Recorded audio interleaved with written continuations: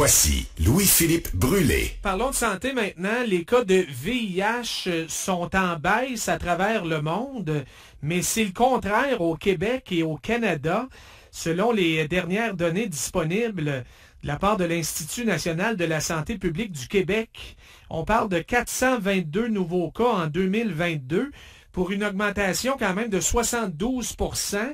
C'est une hausse, semble-t-il, là, je disais des articles qui s'expliquent notamment par le port moins fréquent du condom, mais aussi le manque de cours d'éducation sexuelle et même le manque d'infirmières dans certaines régions. C'est un des sujets donc qu'on aborde aujourd'hui avec Patrick Filion, microbiologiste et professeur au Cégep de l'Outaouais. Salut Patrick!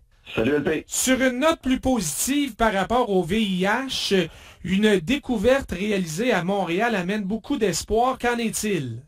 Oui, dans le fond, le laboratoire du Dr Cohen, qui est un éminent chercheur là, sur le VIH depuis peut-être une trentaine d'années au Canada, ce qu'il faut comprendre, le VIH, normalement, quand il nous infecte, il va se cacher dans nos cellules immunitaires, puis il peut rester là très longtemps. De temps en temps, il va s'activer, il va détruire notre système immunitaire, et c'est là qu'on peut avoir des infections opportunistes. Mais là, depuis plusieurs années, les gens qui sont infectés par le VIH donc peuvent être traités pour limiter le nombre de virus là, qui se multiplient. Donc, on a la trithérapie, des choses comme ça. Donc, les gens ont une certaine vie normale, je vais dire ça comme ça, mais doivent prendre le médicament de façon continue. Oui. Alors, le VIH demeure une maladie grave, mais c'est plus vraiment une maladie mortelle. C'est devenu une maladie chronique qui se traite, mais qui se guérit pas vraiment pour l'instant. C'est ça. Donc, on est pogné avec ça à vie, mais avec la médication, on peut s'en sortir. Comme tu disais, ça devient une infection qui est chronique parce que, écoute, LP, on est peut-être de la même génération. Moi, j'ai grandi dans les années 80 puis on savait que le VIH, c'était une condamnation à mort à l'époque. Oui. Donc là, ce que le Dr Cohen veut faire, c'est de pouvoir détecter plus facilement les cellules qui sont porteuses, donc qui sont infectées par le VIH,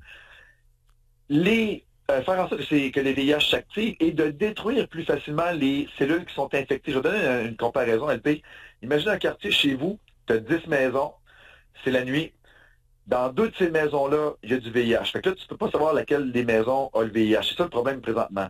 Mais là, avec le traitement du Dr Cohen, c'est que les maisons où le VIH se cache, c'est comme ça qu'on allumait toutes les lumières. Donc, les 2 maisons infectées sur les 10, tu peux les spotter plus facilement, puis à ce moment-là, tu peux les détruire. Donc là, l'intérêt de cette nouvelle technologie-là, c'est qu'on pourrait littéralement guérir l'infection du VIH et non pas simplement la traiter pour le restant de nos jours. Donc il y a vraiment quelque chose d'intéressant là-dedans, mais en même temps, je veux pas que les gens entendent ça puis se disent « Oh ben là, c'est réglé, ça va être... » Dossier réglé, on n'en parle plus, là. On n'est pas rendu là, évidemment, là.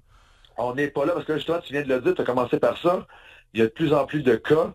Donc, une espèce de, je veux dire, banalisation de la maladie du VIH.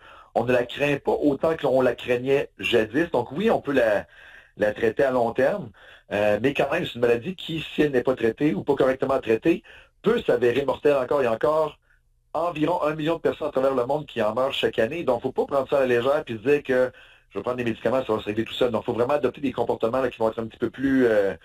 moi, je pourrais dire faire attention dans nos responsables, merci, c'est le mot que je cherchais, pour s'assurer de ne pas transmettre cette infection-là par relation sexuelle ou par exemple, la réutilisation de seringues pour des drogues, des trucs comme ça. Dans le cas du VIH, donc le défi, tu l'expliquais, c'est de le trouver où se cache le virus chez les personnes infectées. Est-ce que Dr Cohen a trouvé le chemin ou il pense qu'il est proche de trouver le chemin, Patrick? Pour l'instant, on a trouvé une façon de faire s'exprimer le virus. Donc, ça, c'est des expériences qui ont été réalisées, là, entre autres, là, chez des animaux de laboratoire. Donc, on n'est pas encore chez l'humain comme tel. Mais la piste est là. On a trouvé ce chemin-là avec des molécules spécifiques là, qui sont stimulées. Et on peut littéralement cibler spécifiquement les cellules là, qui sont affectées par le VIH et les détruire.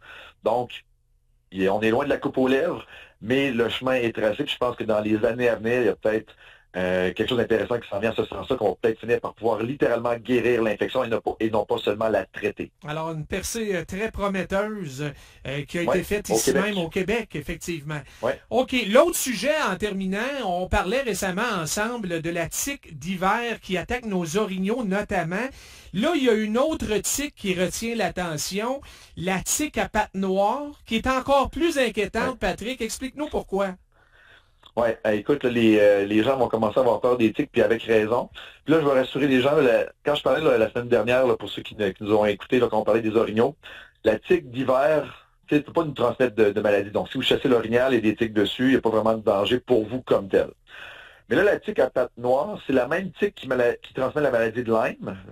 Puis c'est une tique aussi qui peut transmettre l'anaplasmose. L'anaplasmose, c'est aussi une infection bactérienne. Donc, pour, par exemple, nos amis chasseurs là, qui aiment chasser le chevreuil, quand vous manipulez la carcasse, si une tique est présente sur votre chevreuil et va sur vous par la suite puis peut vous piquer, elle pourrait vous transmettre l'infection. Donc là, il y a vraiment un risque lors de la manipulation de la carcasse de l'animal. OK. Donc, c'est pas la viande de chevreuil qui est un problème, là. Non.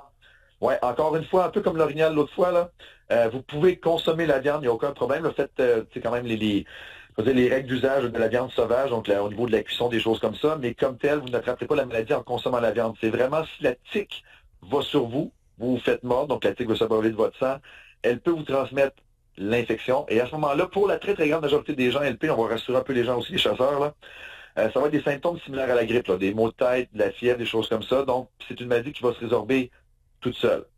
Par contre, dans certains cas, surtout pour les personnes un petit peu plus âgées, immunosupprimées, on peut avoir des complications rénales, des complications au niveau du cœur, du système nerveux, avec un pourcentage de mortalité environ entre 0,5 et 1%. Donc, les tiques, pour vrai, LP, là, c'est en train de devenir aussi problématique que les moustiques le sont dans certains pays. On en voit de plus en plus. Souvent, ce sont des souris qui les transportent vers le nord. Donc, c'est des souris qu'on voyait plus au niveau des États-Unis. Mais là, avec le réchauffement, les étés sont un petit peu plus longs. Ces souris-là migrent vers le nord et amènent avec elles les tiques. Puis les tiques, par la suite, donc, vont sur les orignaux, vont sur les chevreuils et, ultimement, peut-être sur nous.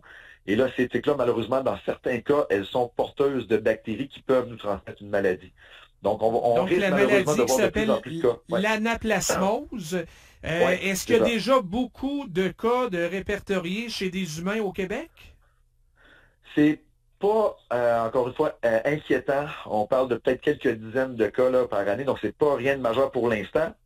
Mais c'est peut-être le même genre de discours que j'aurais pu tenir avec toi il y a quelques années là, au niveau de la maladie de Lyme. Donc, c'est des maladies qu'on risque de voir de plus en plus parce que les tiques qui sont porteuses de ces bactéries-là sont de plus en plus nombreuses, n'ont pas nécessairement de prédateurs ou d'animaux qui les mangent, qui s'en débarrassent. Donc, elles vont être de plus en plus présentes et elles migrent de plus en plus vers le nord. Donc, certaines régions qui ne sont pas encore affectées risquent de l'être dans les années à venir. Donc, c'est clairement, comme la maladie de Lyme, des maladies qu'on va voir de plus en plus, malheureusement. En progression, malheureusement. Est-ce que ici on a eu confirmation de la présence de cette tique-là, la tique à pattes noires?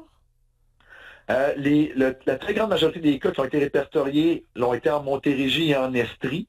Mais, écoute, LP, ça c'est pas encore détecté, c'est une question de temps, parce que bon, on sait qu'on a quand même une population de chevreuils assez importante. Oui, puis on est dans on est dans les régions les plus chaudes du Québec aussi, là. Exact. Donc, si c'est pas encore fait, là, LP, on peut s'attendre à ce que dans les prochains mois, prochaines années, on ait des cas positifs liés à cette tique-là qui contient la bactérie, la problématique pour l'anaplasmose. OK. Les bonnes nouvelles, c'est que, tu le disais, la plupart des gens ne développent pas beaucoup de symptômes majeurs. Et non. Pour ceux pour qui c'est le cas, c'est une maladie qui se traite avec des antibiotiques, là. Donc, c'est peut-être quand même un peu moins grave que la maladie de Lyme, là. Oui, absolument. Puis la maladie de Lyme, là, on sait que les traitements sont compliqués. Parfois, les médecins ont de la difficulté à la diagnostiquer aussi. Dans le cas de l'anaplasmose, avec un test sanguin, souvent on peut le détecter. Puis la prise d'antibiotiques, généralement, est vraiment très efficace, contrairement à la maladie de Lyme, qui est un petit peu plus problématique.